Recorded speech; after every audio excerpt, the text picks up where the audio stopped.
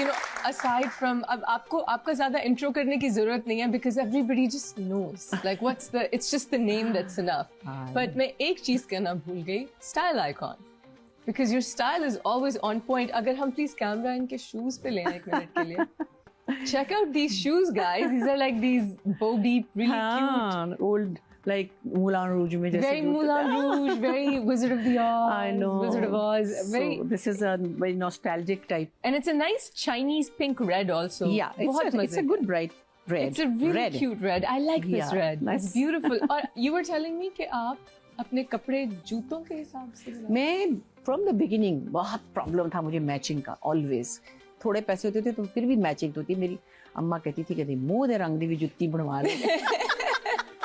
क्योंकि मैचिंग के बगैर जिंदगी में कुछ हुआ नहीं. एनीवे फिर उसके बाद में ये हुआ कि इन 80s सिल्क के जोड़े बनाती थी, प्लेन सिल्क के, या तो उस तरह का कपड़ा फैब्रिक देके और जूते सिल्क के बनवाती थी, उसके साथ क्लचेस भी. That's amazing. जूते बनवाते कैसे हैं? इधर सदर में एक मार्केट थी जहाँ पे बनते थे. अभी बनते होंगे पता नहीं.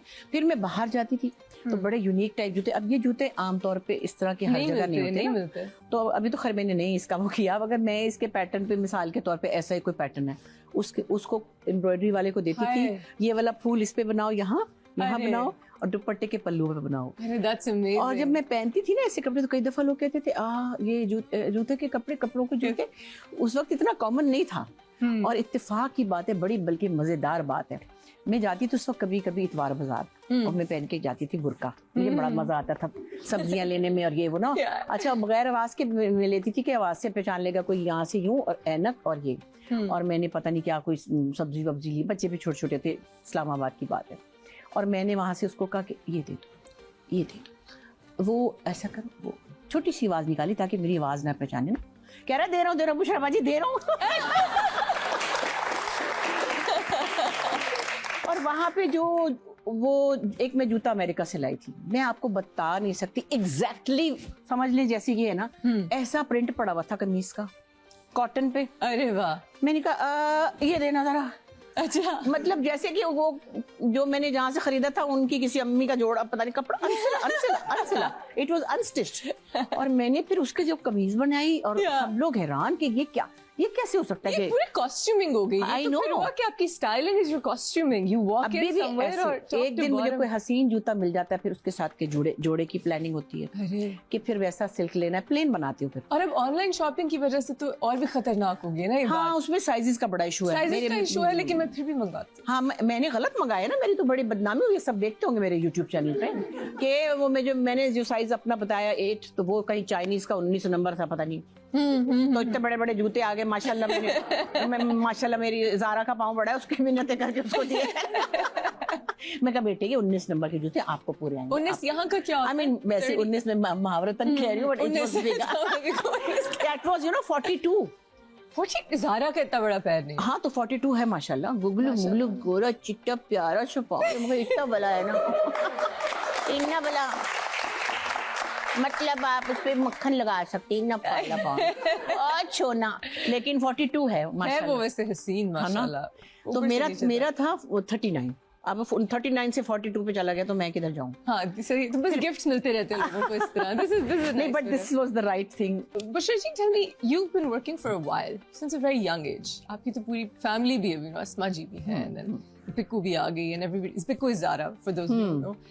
And मुझे काफी कम टाइम हुआ इन कंपैरिजन, लेकिन मैं भी सोचती हूँ कि अब बस थक गई हूँ, नहीं हो रहा और बस फिर मिस भी करती हूँ जब ज्यादा ब्रेक आ जाए. बट फिर मैं कहती हूँ अच्छा कुछ और भी करना है. सारा दिन गुजर जाता है सेट पे.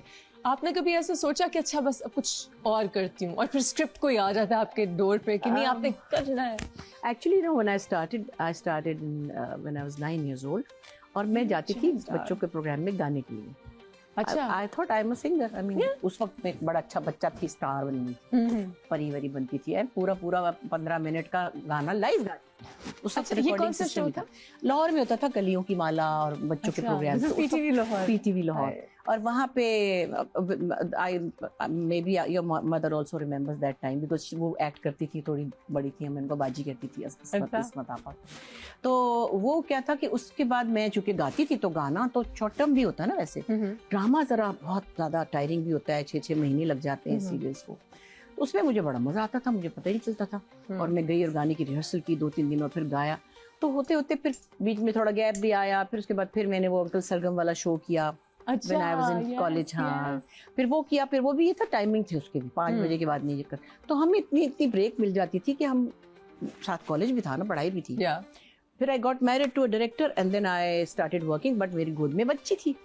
उसके साथ कैसे मैनेज करना है, आप लोगों के तो अभी ये मसाइल शुरू नहीं हुए बच्चों के साथ, आप कर रही ना ज़ारा, आप उसको समझ आ रही है मैनेज कैसे करना है, साथ लेके जाना है, फिर नैनी का क्या करना है। सो हमारे पास तो ये इतनी सारी हेल्प नहीं थी, एक लड़की होती थी लेकिन फुल टाइम हमारे पास नहीं था कुछ भी, ना मेरे यहाँ पे घर वाले थे। बच्ची को पैक किया और उसको लगाया अपना क्या कहते हैं डायपर, उसके अब्बू का कमरा ऊपर था, वो प्रोड्यूसर थे, वहाँ सुलाया, दूध की बोतल दी, नीचे शूटिंग की। अरे वाह। लेकिन मैं फिर भी कहती हूँ, मैंने 20-22 साल पीटीवी में काम किया, मैंने हार्डली 6 सीरियल्स किए। अच्छा, आपने सीरियल ज्यादा नहीं, क्योंकि मैं बच्चों के लिए बहुत, I was around them all the time. Okay. School से लाना, उनका सब करना, और पीटीवी के पीछे ही हम रहते थे। So now do you feel like अब तो बहुत टाइम कंज्यूमिंग हो गया ना? हाँ, टाइम कंज्यूमिंग हो गया, लेकिन वो एक्साइटमेंट नहीं रही है। बहरहाल अभी भी होगी, ये बात नहीं है। ओल्ड स्कूल जो कहते हैं कि जी वो जमाना तो ये जमाना, हर जमाना किसी के लिए अपना होता है और किसी के लिए पुराना हो जाता है। और जो चेंजेस लाइफ में आती हैं वो हमेशा बुरी नहीं होती, मैं तो बड़ी पॉजिटिवली एक्सेप्ट करती हूँ। बट वो काम की एक्साइटमेंट जो थी, जिसमें थोड़े से पैसे थे और बड़ा बड़ा काम था, और फिर उसमें बड़े लोग थे जो कि सिखाने वाले भी थे, जो लिटरेचर से रिलेटेड थे, जो थिएट्रिकल थे, जिनको मेथड सब आते थे, फिर बैठना उठना, ऐसे बैठना भी उन्होंने सिखाया है हम लोग को, कि बात करने में यार यार नहीं करना। सीरियसली, अभी तो ऐसे बच्चे आम कह देते हैं अम्मी यार नहीं करो ये। हमारे जमाने में ये बुरी बात थी, मतलब ये नहीं कि खुदा न खास्ता कोई गाली है, बट एक डिक्शन होता था, एक तरीका होता था। सो वो हमें कोई ऐसा नहीं कि हंटर से सिखा रहे थे, हमने देखा उन लोगों को और हमने सोचा कि ऐसे ही होना चाहिए। गए हैं तो उसमें ये कि वो बोर्डम की बात पे वापस आते हैं, बोर्डम हुआ नहीं, बिकॉज उसमें एक तो हमारे पास बहुत गैप होता था, इतना काम थोड़ी होता था जितना आप लोगों के ऊपर प्रेशर है। आपके जमानों में इस वक्त बहुत प्रेशर है, तो और सांस लेने का टाइम में फिर सोशल मीडिया है, फिर वो भी आप लोगों ने करने, कपड़े भी पहने, पोज भी बनाने हर वक्त, इवेंट अपीयरेंसेस भी अब तो मैं भी बनाने लगी हूं। मैं ये कहने लगी थी, अब तो बल्कि जितनी पोस्ट आपकी होती है, जितना आई नो, अभी तो सबसे बड़ी इन्फ्लुएंसर आप हैं। पता नहीं, इन्फ्लुएंसर तो पहले भी थी शायद, लेकिन अब मैं दिखा रही हूँ कि मैं इन्फ्लुएंसर, अब सोशल मीडिया इन्फ्लुएंसर है। वो आहिस्ता आहिस्ता, पता है मैं हर चीज को बड़ी देर में अडॉप्ट करती हूँ। मुझे ये कोई पता नहीं, इंस्टाग्राम 5-6-7 साल पहले मेरी बेटी नरिमान ने बनाया था, तो मुझे क्या पता क्या बनाए, किसी ने कहा भी, तो मैंने कहा अच्छा। एक दिन किसी शूटिंग पे थी, तो एक हमारा मेकअप आर्टिस्ट कहने लगा आप इंस्टा पे हैं, मैंने कहा बेटे पता नहीं वो नाम है, पता नहीं वो क्या है। उसने कहा हाय सदके जाओ, पे तो एक तस्वीर भी नहीं डाली। मैंने कहा किस तरह डालते हैं, तो उनके कोई प्ले कर रहे थे, उसमें मैंने पाजेबे वाजेबे पहनी हुई थी, चूड़ीदार पजामा, ये उसने वो तस्वीर डाली। मेरी बेटी का कहना, अम्मा आपने अपनी पाजेबों की, अपने पाँव की तस्वीर डाली। मैंने कहा मैंने नहीं डाली, मुझको क्या पता इसने डाली है। और मुझे ये इसके शशके भी तो हाँ, फिर अब तो मैं बड़ी चालाक हो गई हूँ। कहाँ से आया कूट के टैलेंट? बस एक्चुअली जो जहाँ हम जिस घर में पले बड़े हैं ना, वहाँ पे आर्ट्स एंड कल्चर और इंसानियत, these were the 3 sports we watched and we experienced, and our father was the main source of that. अम्मी भी, they were very positive, बड़ी अच्छी उनकी हीर रांझा वाली जिंदगी थी, लव बर्ड्स थे, बहुत हमारे घर में मोहब्बत प्यार और बहुत ईमानदारी। मेरे father he was like a comrade, socialist, communist. हमारे घर में तस्वीरें लगी थी लेनिन, माओ, दोस्तोयेव्स्की और जितने के बड़े कॉमरेड टाइप लोग थे। तो हमारे घर में एक बड़ा सोशलिस्ट माहौल था। अच्छा। और फिर अब्बा ने ही studied film from Hollywood when I was 3 years old। Then या उनको भेजा था इंफॉर्मेशन मिनिस्ट्री ने, वहाँ से आके नौकरी छोड़ के उन्होंने अपनी फिल्म बनाई। बड़ी मुश्किल सी फिल्म थी, उसमें बड़े स्टार्स थे, मोहम्मद अली साहब थे जो पुराने एक्टर थे, और उसना थी एक, और 43 अंकल थे, एहसन के अब्बू। अच्छा, बिग